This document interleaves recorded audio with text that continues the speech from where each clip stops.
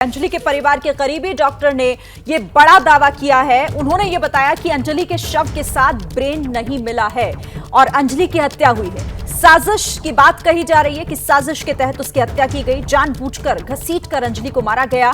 अंजलि के शरीर पर चोट के 40 निशान मिले हैं। अंजलि की दोस्त निधि के सभी आरोप गलत हैं। पोस्टमार्टम रिपोर्ट में शराब की बात नहीं है। तो ये बड़ा दावा जो परिवार के करीबी डॉक्टर हैं उनकी तरफ से किया गया है।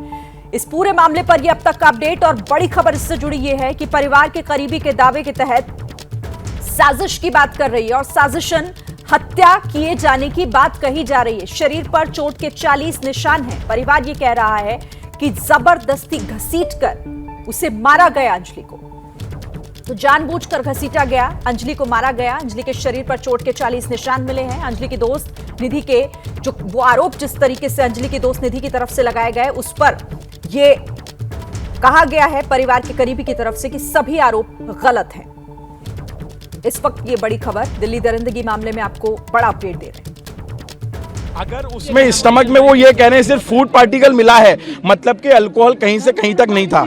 दूसरी बात sir let me finish sir. एक बहुत बड़ी ब्रेकिंग न्यूज आप लोगों को दूंगा और वो इतनी भयंकर ब्रेकिंग न्यूज है कि आप लोगों ने कभी नहीं देखा होगा। पोस्टमार्टम रिपोर्ट के हिसाब से अंजलि का जो ब्रेन है वो अभी भी मिसिंग है।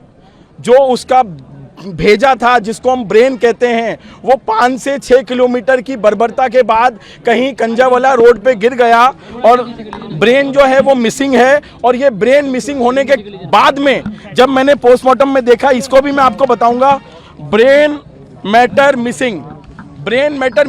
और डॉक्टर भूपेन चौरसिया जो भी बात करेगा वो तथ्यों के आधार पे करेगा, कोई निधारादार बात नहीं करूंगा। जब से मुझे ये पता चला है कि मेरी बहन का ब्रेन ही मिसिंग है, अभी तक उसकी पोस्टमार्टम में ब्रेन नहीं मिला, दिल्ली पुलिस ब्रेन भी नहीं देख पाई, तो मैं इस मर्डर को अब सिर्फ मर्डर नहीं कहूँगा, मैं इसको एक नाम दूंगा जो मेडिकल टर्मिनोलॉजी में होता है, सैडिज्म मर्डर। सैडिज्म मर्डर मतलब होता है किसी को मारना एक अलग होता है और किसी को पेनफुल मौत देना अलग होता है। आपने सुना होगा एक झटका होता है और एक हलाल होता है। झटके में जो होता है एक ही बार में हम उसको मार देते हैं और हलाल में हम धीरे धीरे करके उसको मारते हैं। तो यहाँ पे अंजलि के साथ जो हुआ है that is not a simple murder, it is a sadism murder in which उसको धीरे धीरे पेन दे के मारा गया है। पोस्टमार्टम रिपोर्ट के हिसाब से उसके शरीर पे तकरीबन 40 इंजुरीज आई हैं। मैं ये भी आपको दिखाना चाहता हूँ, सारे मीडिया जो हैं इसको देखें। टोटल 40 इंजुरीज जो हैं उसकी पूरी बॉडी में आई हैं। इस 40 इंजुरीज में जो उसकी बॉडीज में आई हैं इसमें तकरीबन 20 से 25 जो हैं वो ग्रेज्ड एब्रेशन हैं। ग्रेज्ड एब्रेशन जो टर्मिनोलॉजी मेडिकल में होती है, आप इसको इस तरीके से मान के चलिए कि जब 13 किलोमीटर में बॉडी जो थी वो घिसटा रही थी तो ज़मीन और बॉडी के बीच में हीट जनरेट होती है और हीट जनरेट होने के बाद वो एरिया जो है स्किन का वो जल जाता है। कम से कम बॉडी में 25 से 26 ऐसे मार्क्स है जहां पर उसको ग्रेज एब्रेशन हुआ है। 40 इंजुरीज टोटल नोट डाउन हुई हैं। अच्छा, पोस्टमार्टम रिपोर्ट में इस बात का भी खुलासा हुआ है कि some injuries are inconspicuous due to blackening, smudging and brush burn. Burn means जब ये 13 किलोमीटर की बर्बरता हो रही थी तो उसकी बॉडी और जो ज़मीन का सरफेस था वो इस तरीके से टकराया कि वहाँ हीट जनरेट हुई है और काफ़ी जो बॉडी पार्ट है वो ब्लैकनिंग भी हो गई है, जिसमें पोस्टमार्टम में वो सब चीज़ों का पता उनको नहीं लग पाया। कुछ ऐसे पार्ट्स भी हैं। अच्छा, इसमें जो फाइनल अगर मैं आपको चेस्ट के बारे में बताता हूँ तो रिब्स जो हैं वो पीछे से एक्सपोज हो चुके थे, expose from the back, grinding effect of ribs, sharpening, और जो सबसे इंपॉर्टेंट है आपको जानना बहुत ज़रूरी है, दोनों लंग्स जो हैं वो बाहर आ चुके थे। लंग्स जो एक बहुत इंपॉर्टेंट ऑर्गन होते हैं किसी की भी बॉडी के लिए। आपने देखा कि कोविड में कैसे कोविड-19 वेरिएंट ने जो है लंग्स में जाके लोगों को ब्रीथिंग प्रॉब्लम कराई और कोविड सेकेंड वेव में कैसे लोग मरे। तो इसका जो लंग्स था, एक्सपोजिशन ऑफ लंग्स की पोजीशन चेंज हो चुकी थी और वो मर चुकी थी। 5 से 6 किलोमीटर की बर्बरता तक वो सहन कर पा रही थी, उसके बाद जो था वो सब खत्म था, सिर्फ एक शरीर का हिस्सा था। इसमें एक और पॉइंट मैं ऐड करूंगा, फाइनल कंक्लूजन।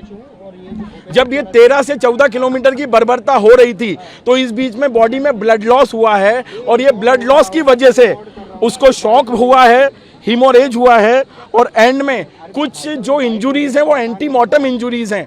मेडिकल टर्मिनोलॉजी में एंटीमॉर्टम इंजुरीज वो होती हैं जो किसी की बॉडी में मरने के बाद आती हैं। तो 15 से 16 ऐसी इंजुरीज हैं जो मरने के बाद डिटेक्ट हुई हैं।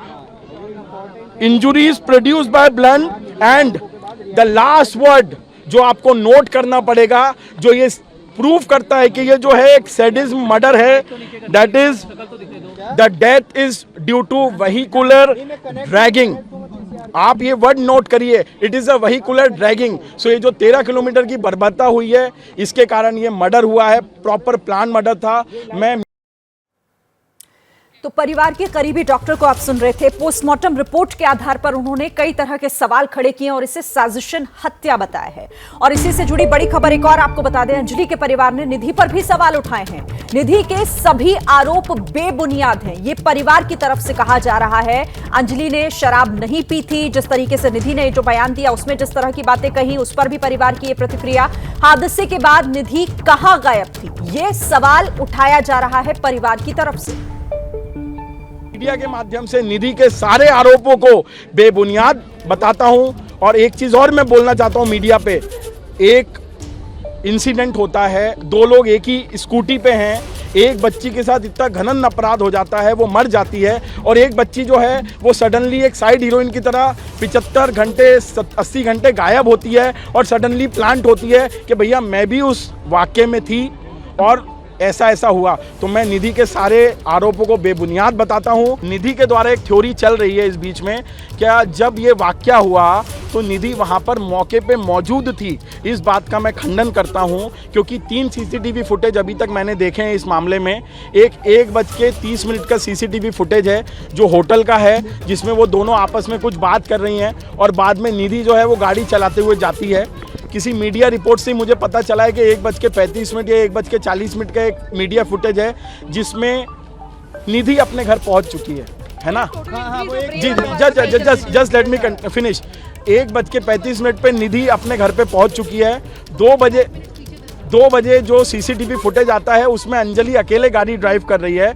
तो मैं आपको फिर बताना चाहता हूं, अगर रात को 1:30 बजे मैंने अपने दोस्त को उसके घर छोड़ दिया तो ये क्या मामला है कि 1.5 घंटे के बाद या 1 घंटे के बाद वो मौके वारदात पे ये कहता है कि मैं भी उस स्कूटी में बैठी थी और जब ये सब वाकया हुआ तो मैं वहाँ से भाग गई। तो ये सब चीज़ें जो हैं वो शंका के घेरे में। तो निधि के दावे पर भी सवाल है और पूछा जा रहा है कि आखिर जब ये सब कुछ हो रहा था तो निधि अचानक गायब कहां हो गई थी। और परिवार के दोस्त डॉक्टर भूपेंद्र चौरसिया ने मर्डर केस दर्ज करने की भी मांग की है। डॉक्टर भूपेंद्र चौरसिया का कहना है कि परिवार भी चाहता है कि हत्या का केस दर्ज कर इस मामले की जांच होनी चाहिए और इस मांग को डॉक्टर भूपेंद्र पुलिस से मुलाकात भी करने वाले हैं। इस मांग को लेकर तो अंजलि की हत्या हुई है, परिवार का यह कहना है और उनके जो करीबी डॉक्टर हैं उन्हें भी आपने सुना, वो सीधे तौर पर इसे साजिश के तहत किया गया मर्डर कह रहे हैं। जब मैं परिवार के साथ वहाँ पे एसएचओ साहब से मिला था सुल्तानपुरी में, तो मैंने एसएचओ साहब से सबसे पहले मिलते से यही बात कही कि ये 302 का मुकदमा है, इसको 304 में ना डाल के 302 में डाला जाए।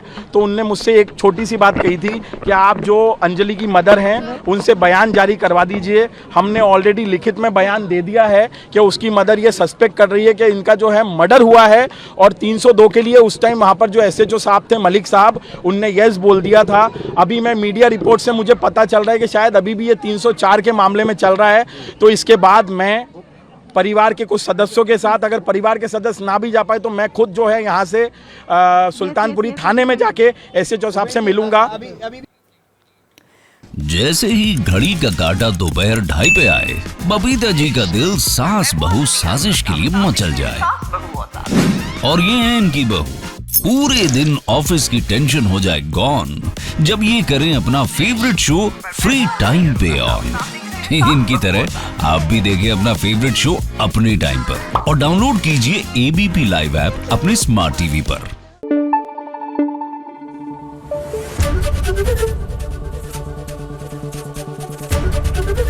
एबीपी न्यूज आपको रखे आगे।